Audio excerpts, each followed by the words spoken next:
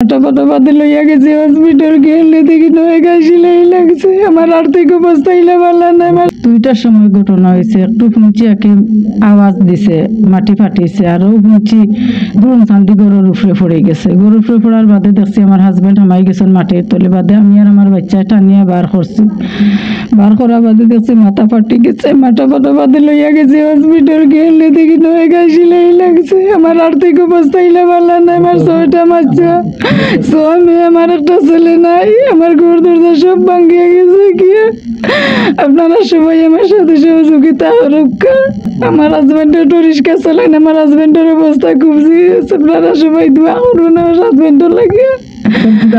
আপনারা সব এক ঘরে থাকেন? জি এক ঘর আমার বাচ্চা লইয়া থাকিয়া সব ঘুমো আসলে আপনারা? জি সব ঘুমো আসলাম, আমরা ঘুমো আসলাম দেখে তো আমার মেয়ের অবস্থা হয়েছে।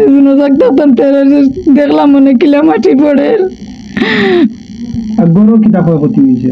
গরু তো সব মালপত্র সব কিছু আমার আছে, ফ্রিজ টিরিজ সব আলং টালং সব কেস আলমিরা সব কিছু আমার বাসন হাড়ি সব কিছু মাটির তলে আমাই গেছে।